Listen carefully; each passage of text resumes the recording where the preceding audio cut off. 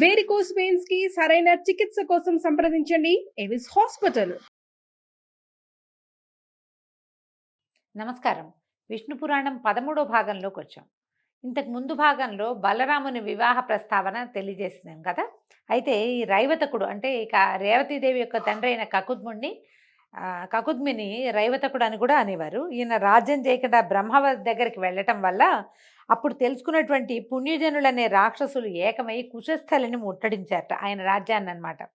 వాళ్ళకి భయపడి అక్కడ ఉన్నటువంటి రాజులు రాజకుమారులంతా పారిపోయారు. ఈ కకుద్మి సోదరులు పుణ్యజనులకి భయపడి నానా దేశాలకు వెళ్ళిపోయారట. వాళ్ళ వంశాలలో అనేక రాజవంశాలు జన్మించినాయట. ఎన్నో రకాలు పంది పుట్టారు.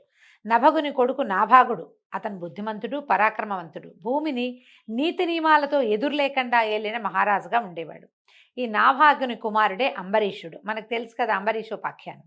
అతని సుతుడు విరూపుడు. అతను చాలా యజ్ఞాలు చేసి దేవతలకి భూదేవతలకి ఆనందం కలిగించినవాడు. అతని కొడుకు పృషదస్సుడు. అతని కొడుకేమో రథీరథుడు. ఆ రాజు ఇతను రథీరథుడని వాడు ఉగ్రప్రతాపశాలిట, ధర్మకర్మరథుడు. అతని వంశీయులు అంగిరసులు అనే పేరుతోటి పుడమి నేలేరు. వాళ్ళ కులం వాళ్ళు ఇప్పటికీ కూడా ఉన్నారట. అంగిరస కులం వాళ్ళు చాలామంది ఉన్నారట. ఇక తర్వాత కథ ఏంటంటే, వైవస్వతుడు తుమ్మినప్పుడు అతని నాసికా రంధ్రాల్లోంచి ఒక బిడ్డ పుట్టాడట. రంధ్రాల్లోంచి ఒక రకమైన జన్మ లభించింది అతనికి. ఇతని పేరు ఇక్ష్వాకుడు. ఇతని పేరే సూర్యవంశానికి వచ్చింది. ఈ ఇక్ష్వాకు మనకు తెలిసిందే కదా, రాముల వారి ఇక్ష్వాకు కులతిలక అని పాటలు కూడా ఉన్నాయి.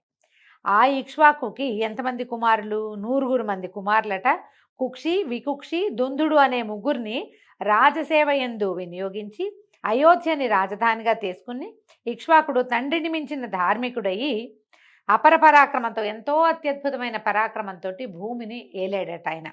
ఈ ఇక్ష్వాకుడు ఒకసారి అష్టక శ్రాద్ధం అనే రకమైన పితృకర్మ చేయటానికి సంకల్పించి ఆ పితృకర్మలో మృగమాంసాన్ని పెడతారట. దానికోసం వికుక్షుని పంపించట. ఈ వికుక్ష ఏం చేసేట, అడవికి వెళ్ళి పలు రకాల మృగాల్ని చంపి అడవిలో తిరిగిన బడలికతోటి ఆకలి దప్పులతో బాధపడుతూ ఒక చెట్టు కిందకి చేరి తను సంహరించిన మృగాలలో నుంచి ఒక చెవులపల్లి మాంసాన్ని కొంచెం భక్షించాడట. కొద్దిగా తిని అది తీసుకొచ్చి తండ్రికి అప్పచెప్పాడట.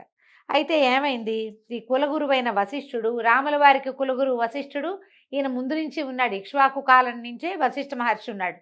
ఈయన బ్రహ్మమానస పుత్రుడు అవటం వల్ల ఆయనకి దీర్ఘ జన్మ కలిగిన వాడనమాట.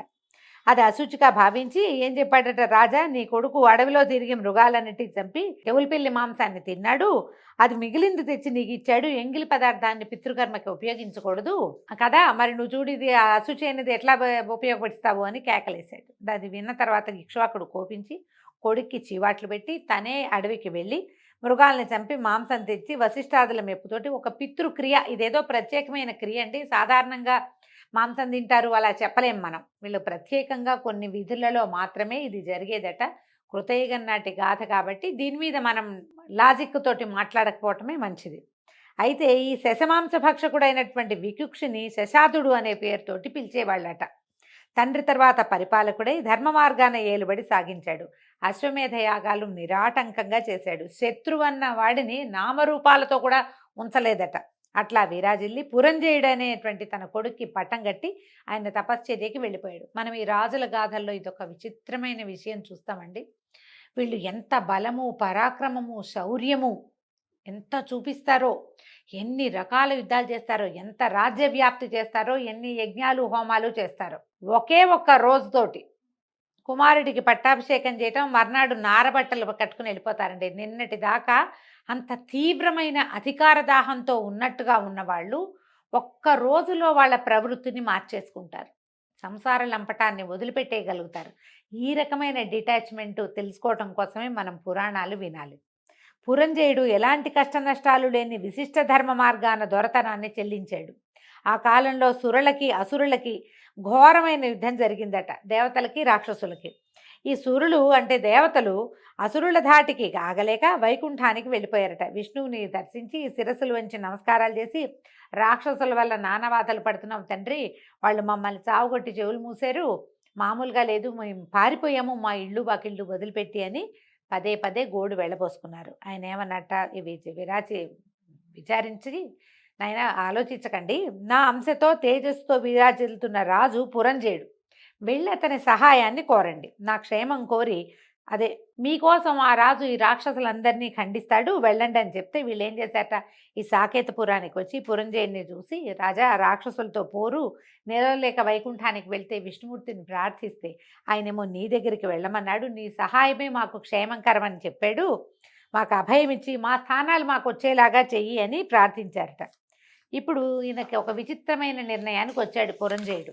అయితే ఈ 100 యజ్ఞాలు నిరాటంకంగా చేసి ముజ్జగాలకి దొర అయిన ఈ ఇంద్రుడు ఎవరైతే ఉన్నాడో ఇతను గనక వృషభం అయితే, ఈ ఎద్దు అయితే అతని మూపు మీద నేను కూర్చుని రాక్షసులను ఎదిరించి నిర్మూలించి మీకు గెలుపు కలిగిస్తానన్నాడు. అనగానే సరేనని ఒప్పుకున్నారట. శివుడు ముందు నందిలాగా, రాజు ముందు ఇంద్రుడు వృషభంగా నుంచున్నట్ట. ఇతను ఏం చేశాడు, ఈ రాజు పురంజయుడు మహావిష్ణువుని మనసా భజించి ఆ వృషభాగకుత్సుడై యుద్ధానికి వెళ్ళి అసురులను చెండాడి వేల్పులకి గెలుపుతో పాటు పరమానందాన్ని కలిగించాడు. అందుకని కకుది తిష్టతీతి కకుత్స్థ అని ఒక ఇది చెప్తారండి విగ్రహవాక్యం. కకుత్సుడు ఈయన పేరు అదనమాట. కకుత్ అంటే ఈ ఎద్దు యొక్క మూపు, ఆ మూపు మీద కూర్చుని ఉన్నవాడు కాబట్టి ఇతన్ని కకుస్థుడు అనే పేరు కలిగిన వాడు అయ్యాడు. కాకుస్థుడు అతని కుమారుడి పేరు. ఈ కకుస్థుని కొడుకు వేణుడు, అతని కొడుకు పృథువు, పృథువు యొక్క కొడుకు విశ్వగుడు, అతని కొడుకు పృథుయశుడు, ఆ రాజు కొడుకు చంద్రుడు, చంద్రుని యొక్క కుమారుడు యవనాశ్వుడు, అతని కొడుకు శ్రావస్తి, చాలా గొప్పవాడు. అతని పేరు మీదే శ్రావస్తి అనే ఒక నగరాన్ని కూడా నిర్మించారు. శ్రావస్తి కొడుకు బృహదశ్వుడు, అతని కొడుకు పేరు కువలయాశ్వుడు. ఈ కువలయాశ్వుడు అనేవాడు శ్రీహరి కృపతోటి ఎదురులేని రాజుగా పేరు పొందాడట. అయితే దొందుడనేవాడు ఉదంకుడనే ముని శాపం వల్ల రాక్షసుడయ్యి ఈ లోకానికి చీకాకు కలిగిస్తూ ఉంటే మునులు వచ్చి కువలయాశ్వుడికి చెప్పారట. అయితే ఈ కువలయాశ్వుడు ఏం చేశాడు, అసంఖ్యాకమైన సేనతో వెళ్ళి దుందుణ్ణి, వాడి బలగాన్ని, వాడి కుమారులను కూడా హతమార్చాడు. అయితే వాళ్లలో దృఢాశ్వుడు, చంద్రాశ్వుడు, కపిలాశ్వుడు అని 3 కుమారులు మాత్రం జీవించున్నారట, మిగిలినందరినీ చంపేశాడు. కువలయాశ్వునికి దుందుని పరిమార్చగలిగిన శక్తి విష్ణు ప్రభావం కలిగింది. అందుకని ఇతని పేరు దుందుమారుడు అనే పేరు వచ్చిందట. ఈ దుందుమారుడు అనే పేరు మనం కథల్లో చదువుతాం, అక్కడక్కడ కనపడుతుంది. ఈ దృఢాశ్వుని కొడుకు హర్యశ్వుడు, అతని కొడుకు నికుంభుడు ఐశ్వర్యానికి విజయలక్ష్మికి ఆశ్రయంగా ఉండేవాడు, చాలా సంపాదించాడట అతను. అతని కొడుకు అహిపశ్వుడు, వాడి కొడుకు కృతాశ్వుడు, వాని కొడుకు ప్రసేనజిత్తు, వాని కొడుకు యువనాశ్వుడు. అతను ధర్మశీలుడుగా చాలా ప్రసిద్ధి పొందాడు. మధ్య మధ్యలో చూడండి ఒక్కొక్కళ్ళు ధర్మశీలుడుగా, ఐశ్వర్యవంతులుగా, శౌర్య ప్రతాపాలకి ఆటపట్టుగా ఉన్నవాళ్ళు ప్రత్యేకంగా చెప్తున్నారు. అయితే ఇతనికి యువనాశ్వుడికి సంతానం లేదట చాలా కాలం. ఒకసారి ఏమనుకున్నాడంటే, ఏ కొరత లేని ఐశ్వర్యంతో ఇవి అన్నీ ఉన్నాయి, నాకు కొరత లేదు ఐశ్వర్యానికి, శత్రువుల్ని అడవులకి కొండలకి పంపించాం, ముల్లోకాల్లోనూ కీర్తి చంద్రికలు వ్యాపింపజేశాము, ఇవన్నీ ఎందుకు, సంతానం లేదు, మన పై తరాల వాళ్ళందరికీ ఒక్కొక్కడు ఇద్దరిద్దరు ముగ్గురు సంతానంగా కలిగి భూమిని ఏలి తాత తండ్రుల పేరు నిలబెట్టి వాళ్ళకేదో నీళ్లు వదిలిపెట్టి ఏదో ఒకటి చేశారు. నేను ఇలా ఏమీ లేదు, ఇప్పుడు సంతానం కలక్కపోతే ఏంటి, లోకులు హీనంగా చూస్తారు, లక్ష్య పెట్టరు, వాళ్ళకి పుణ్యగతులు ఉండవు, అడవి మృగమయం పుట్టడం కన్నా బిడ్డలు లేనివాడు బతుకు ఇంకా నీచమైన బతుకు.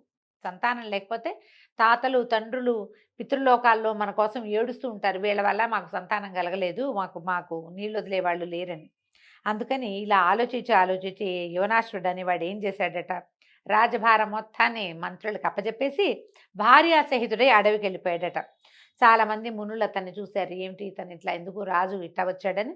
కొంతమంది జాలిపడి పలకరించారు, రాజా సర్వం విడిచి ఇలా అడవికి వచ్చి కొడుకు కోసం మలమలమాడుతూ తపస్సు చేయటం ఎందుకు, ప్రార్థనలతోటి దేవతల్ని వేడటం నిష్ఫలం నాయన, మేము నీ కొడుకు కనగాలని వైష్ణవమైన యజ్ఞం చేస్తాం, తప్పకుండా నీకు శుభలక్షణ లక్షితుడైన కుమారుడు కలుగుతాడని నచ్చజెప్పి పుత్రకామేష్టి చేయించారట. సమాప్తి అయిపోయింది.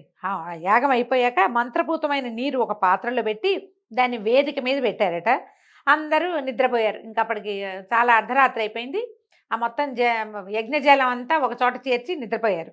అర్ధరాత్రి అందరూ గాఢ నిద్రలో ఉండగా ఈ యువనాశ్వుడు అనేవాడు ఉపవాస శ్రమతో అలసి తొలసి దప్పిక చేత వేదిక దగ్గరికి వచ్చి దాని మీద ఉన్న కలశం తీసి ఆ నీరు తాగి వెళ్ళి పడుకున్నాడట. మంచినీళ్ళు ఏమీ కనపడలేదు. వీళ్ళు ఒక దొప్పలాంటి దాంట్లో పోసి పెట్టిన నీళ్లు చూసి అవి తాగే నీళ్లుగా భావించి నీళ్లు తాగేశాడు. ఇంచుమించు వేకువజామున మునులు లేచి సంధ్యాది కార్యక్రమాలు చేసుకుని వేదిక దగ్గరికి వెళ్ళి చూసేసరికి ఏమింది, జల పాత్ర ఖాళీగా ఉంది. వీళ్ళింత డిప్పలో పోసి పెట్టారు కదా, ఒక దొప్పలాంటి దాంట్లో పోసారు. అలా కోపం వచ్చేసింది. ఏమిటి జలం లేదు ఏమైందని.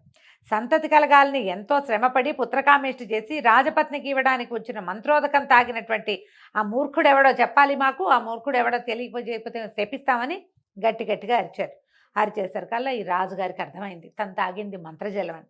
గబగబా లేచి అయ్యా శాంతించండి, ఉపవాస ఆయాసంతో విపరీతమైన దాహం కలిగింది, పైగా ఈ యాగశాలలో కూర్చుని వేడికి దాహం కలిగి శరీరంలో ఉడికెత్తిపోతుంటే నీళ్లు కావాలని అటు ఇటు తిరిగి ఈ ఉదకం ఇక్కడ ఈ పాత్రలో ఉన్న ఉదకాన్ని నేనే తాగానని చెప్పాడు. చెప్పేసరికి ఇంకేమంటారు మునులు, అయ్యో రాజా మా సంకల్పం తప్పక ఫలిస్తుంది, కానీ అది వ్యతిరేకమైంది. ఈ యజ్ఞం చేసింది ఎందుకు? సంతానం కోసం. ఆ జలాన్ని తాగవలసింది ఎవరు? యజ్ఞకర్త అయినటువంటి రాజుగారి భార్య. కానీ ఇక్కడ రాజుగారే తాగేశాడు. నువ్వే గర్భం ధరిస్తావు నాయన, బలవంతుల్లో మేటైన కుమారుడు కలుగుతాడు నీకు అని చెప్పి వెళ్ళిపోయారు. కొంతకాలానికి ఈ రాజు గర్భవంతుడయ్యాడు. మనం ఇటీవల కాలంలో న్యూస్లో ఎక్కడో చూసామండి, ఒక మగ ఆయనకి ఆ గర్భాశయాన్ని ప్రవేశపెట్టి ఆయన పొట్టలో పెంచారు బేబీ అని. ఇది వాళ్ళు కొత్తది కాదండి, కృతయుగం నాడే జరిగిందట ఇది ఎప్పుడో. అయితే కుడివైపు గర్భాన్ని ఛేదించి మగబిడ్డ బయటికి వచ్చాడట. పిల్లవాడే వాడంతటి వాడే గర్భాన్ని ఛేదించుకుని బయటకు వచ్చాడు. ఆ సమయంలో దివి నుంచి పుష్పవృష్టి కురిసిందట, దివ్యదుందువులు మోగాయి, గగనవాణి పొగిడిందిట. సురగణాలతోటి ఇంద్రుడు వాళ్ళ వద్దకు వచ్చాడు. మునులందరినీ రప్పించాడు ఎక్కడెక్కడి నుంచో. వాళ్ళందరినీ చూసి ఈ బాలుడు నన్ను నా రాజ్యాన్ని భరించటానికి సమర్థుడు గనక మాంధాత అని పేరు పెట్టాడట. పేరు పెట్టి ఏం చేశాడు, కురిచేతి బొటన వేలిని పిల్లవాడి నోట్లో పెట్టాడు. తండ్రి మగవాడు కదా తల్లి, అందుకని ఇంద్రుడి యొక్క వేలుని పిల్లవాడి నోట్లో పెడితే ఆ వేలు చీకేసరికల్లా ఆయన వేలులోంచి అమృతం వచ్చిందట ఆ శిశువు కోసం.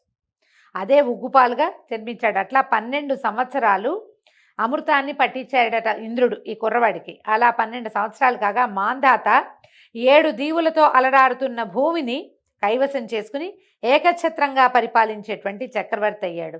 సూర్యుడి ఉదయాస్తమానాలకు నడుమనున్న భూమండలం అంతా కూడా మాంధాత క్షేత్రమని జనులు అనుదినం అభినందించేవాళ్ళు. మాంధాత అనేవాడు అద్భుతమైన చక్రవర్తి, షట్చక్రవర్తులలో ఒకడు. మాంధాత శశిబిందు పుత్రి అయినటువంటి బిందుమతి అనే ఆమెను చేపట్టి 3 కుమారులకి తండ్రి అయ్యాడు. తర్వాత కాలంలో పురుకుత్సుడు, అంబరీషుడు, ముచికుందుడు అని వీళ్ళ 3 పేర్లట. తర్వాత 50 మంది కూతుళ్ళు పుట్టారట ఆయనకి. అందరూ బంగారపు బొమ్మల్లాగా ఉండేవాళ్ళట, అందరూ మోహనాంగులే. ఇలా సంతానవంతుడైన ఈ మాంధాత చీకు చింత లేకుండా హాయిగా ఉన్నాడు, సంతోషంగా. ఆ కాలంలో సౌభరి అనే ఒక ముని ఒక కొలను నీళ్ల లోపల ఉండి తపస్సు చేస్తూ అలా ఉండేవాడు నీళ్లలో. అయితే ఒక ఆడ మగ చేపలు కలిసి తిరుగుతూ ఉండటం చూసి ఎందుకు ఈ తపస్సు, ఒక భార్యతో ఆనందంగా గృహస్థ జీవితం నడపటం మేలు అని చెప్పి ఆయనకి సంసారం పట్ల ఆసక్తి కలిగింది. చేపల విహారం చూసేసరికి మాంధాత దగ్గరికి వచ్చాడు. మాంధాత దగ్గరికి వస్తే ఆయన మాంధాత ఈ ఋషిగారిని సాదరంతో కూర్చోబెట్టి అర్ఘ్యం పాద్యం ఇచ్చి నమస్కారం చేసి సంభావించి కూర్చోబెట్టాక అడిగాడు, మహానుభావ మీకేం కావాలండి, మీ రాకకి కారణం ఏమిటి, నేనేం చేయగలను మీకోసం అని అడిగేసరికల్లా సౌభరి అన్నాడు, నువ్వు దాతవుగా పేరొందిన వాడివని విని నీ దగ్గరికి వచ్చాను. ఇప్పుడు ఎవరు ఎప్పుడు ఏది అడిగినా సరే అది ఇచ్చి పంపించకపోతే మీ ఇక్ష్వాకు వంశానికే మాయని మచ్చ. అదిగాక నువ్వేం చేసావు, ఈ భూమండలాన్ని అంతటినీ ఏకఛత్రాధిపతంగా పరిపాలన చేసి ఇంద్రుడికి కూడా సహాయం చేయగలిగే స్థితిలో ఉన్నవాడివి, కాబట్టి నేను ఐహిక సుఖం కోసం నిన్నొక కోరిక కోరడానికి వచ్చాను అని చెప్పాడు. ఎవరైనా సరే క్షేత్రం తెలిసి విత్తనం వేయాలి, పాత్ర మెరిగి దానం ఇవ్వాలి అని అనేసరికల్లా మాంధాత అన్నాడు, మీకు ఎందుకంటే అనుమానము, మీరేం అనుమానం పడద్దు, మీ మనసులో ఏది ఉంటే అది చెప్పేయండి, మీకు ఏది కావాలంటే అది నేను ఇస్తానన్నాడు. అప్పుడు ఈయన ఏమడిగాడు, బాగా ఆలోచించి అయ్యా మీకు ఔచిత్యం అనౌచిత్యం తెలుసు కదా, నువ్వు సత్యవచనుడివి, అందుకని నమ్మి అడుగుతున్నాను, నీ పుత్రికల్లో ఒక్క పిల్లని నాకు ఇచ్చి వివాహం చేయమని అడిగాడు. నేను నీ పేరుతోటి నేను గృహస్థనవుతాను, ఒక్క అమ్మాయిని నాకు ఇల్లాలిగా ఇవ్వమని అడిగాడు. అయితే ఈయన ఏమనుకున్నాడు, సౌభరి తీరు, నడక బడలిక, మాసి తెలిపెక్కిన గడ్డం, పట్టుతప్పి నీడుపై సన్నగా ఉన్న శరీరం, ఆయన చూస్తే భయమేసింది మాంధాతకి. కూతుర్లందరూ బంగారు బొమ్మలు, పట్టు శలాకలు, ఎంత చక్కటి వాళ్ళో, ఇంకా ఇప్పుడే యవనారంభ దశలో ఉన్న పిల్లలు. ఈయన చూస్తే కడు వృద్ధుడు, ఆయనకి బాధ వచ్చింది, ఏం చేయాలో తెలియలే. బాగా ఆలోచించి సన్నసన్నగా అన్నట, మా పూర్వులు కన్యలు మెచ్చిన వారికే ఇల్లాళ్ళుగా ఇచ్చారండి, అంతేగాని ఎంత ఐశ్వర్యం ఉన్నా అందచందాలున్నా ఇచ్చేది లేదు, నేను ఆ త్రోవలోనే వెళ్తాను నేను కూడా మా పూర్వులంతా ఏం చేశారు, అమ్మాయిలకి ఎవరు నచ్చితే వాళ్ళకి స్వయంవరం చేయించాం మేము. కాబట్టి నా మనవి విను, వయసు మళ్ళీ శరీరం దిగజారి చిక్కి ఉన్న నిన్ను మోహన రూపురేఖలున్నటువంటి నా కూతుళ్లలో ఒక్కతైనా ఒప్పుకుంటుందా? మరి పిల్లకి నచ్చకుండా నేను ఎట్టా పెళ్లి చేయను నాయనా అని అడిగాడు. అడిగితే సావుభరి అన్నాడు, మా రాజా మంచి మాట అన్నావు. సరే నిజమే నువ్వన్నట్టే, నాకు ఆరోగ్యం లేదు, అందం లేదు, యవనం లేదు, వృద్ధాప్య దశలో ఉన్నాను. సరే నా మాట విను, నన్ను నీ కూతుళ్ళన్న చోటికి తీసుకెళ్ళు. వాళ్ళల్లో నన్ను ఎవ్వరు ఇష్టపడితే వాళ్ళకిచ్చి పెళ్లి చేయి. ఇష్టపడకపోతే నువ్వన్నట్టే నా దారి నేను పోతానన్నాడు. అనగానే రాజు ఇంకా ఏం మాట్లాడాలో తెలియలే. ఈయనేమంటే ఆయనకి ఇంకా ఆశ ఉంది ముసలాయనకి పాపం.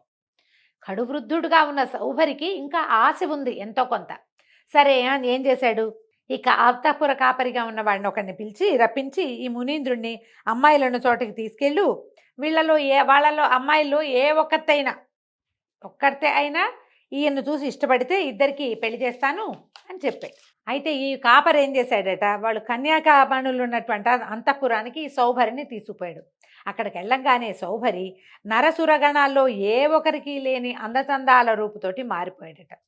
అంతఃపుర రక్షకుడు అమ్మాయిలందరినీ పిలిచి, చూడండి ఈ ముసలి తాపసుని మీ వద్దకి మీ నాన్నగారు పంపిస్తే నేను తీసుకొచ్చానమ్మా, మీలో ఒకరిని ఈయనకి భారీగా ఇస్తానంటున్నాడు, ఎవరు ఇష్టపడితే వాళ్ళకిచ్చి పెళ్లి చేస్తాడమ్మా చూడండి అన్నాడు. అనేసరికల్లా ఈ సుందరాంగుల అమ్మాయిలంతా ఈ సౌభరిని చూసి మురిసిపోయారు.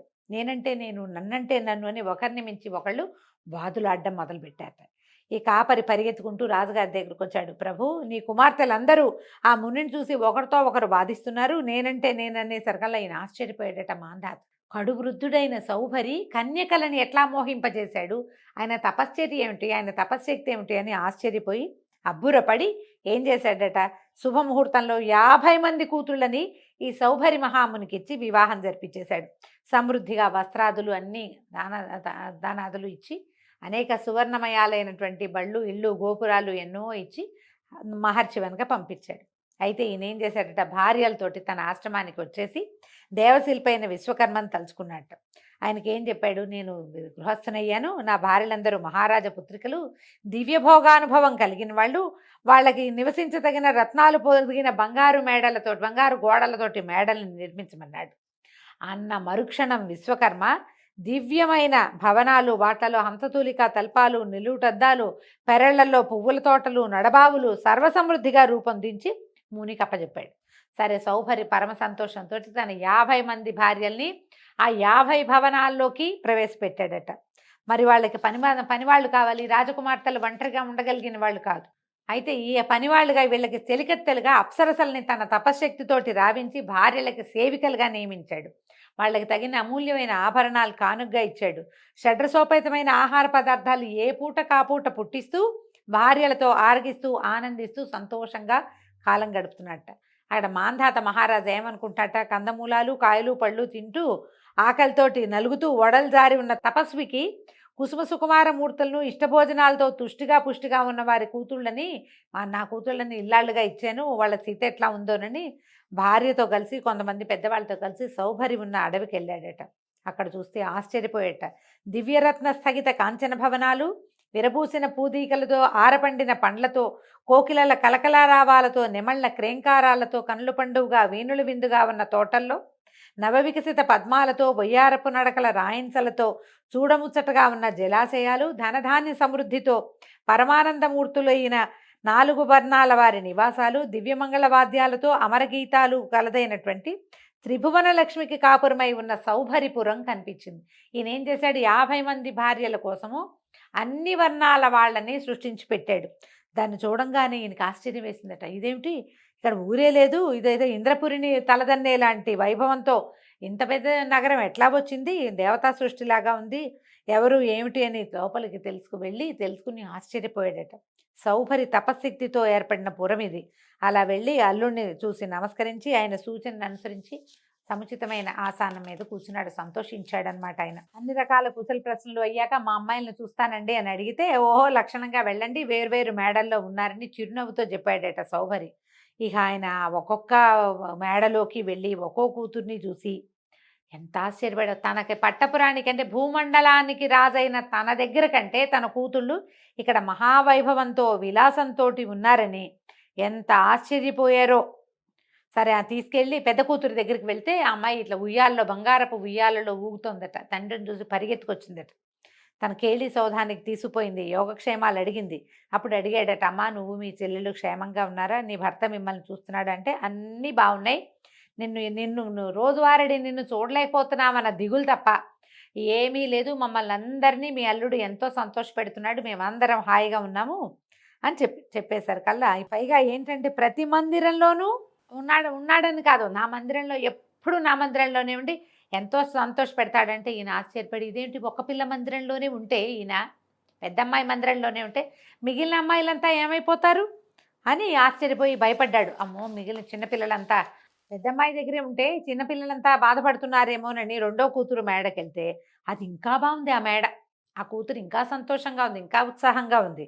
ఆ కంచి భర్తతో చాలా సంతోషంగా ఉన్నానని చెప్పేసరి కల్లా ఈయనకి ఆశ్చర్యం వేసింది.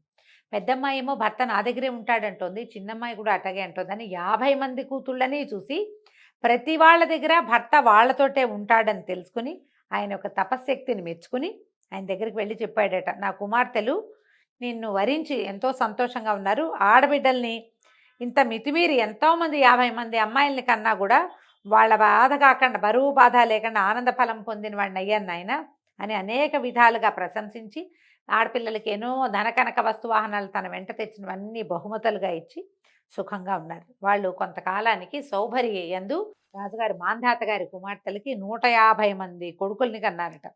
150 మందికి సమయానుసారం ఉపనయనము తగిన సంబంధాలతో వివాహము చేసి చివరికి ఎంతో కాలం మనవల్ని మునిమనవల్ని ఎత్తి పరతత్వ చింత కలిగిన వాడై ఐహికమైన మోహాలతను తగ్గోసుకుని ఏమన్నాడంటే అవురా మానవులకి ఎంత అనుభవించినా తనివి తీరదు కదా, ఇది నిస్సారమైనది, ఏనాడైనా మట్టిలో కలిసిపోయేదే అని ఆలోచించి మానవులు ఎప్పటికీ ఇది వద్దని అనుకోరు. ఎంత సిరి సంపదలు అనుభవిస్తున్నా చిత్తశాంతి తృప్తి కలగట్లేదు, ఇంకా కావాలనిపిస్తుంది. ఒకనాడు నీటిలో చేపల యొక్క మైథునాన్ని చూసి నాకు ఈ వాంఛ కలిగింది.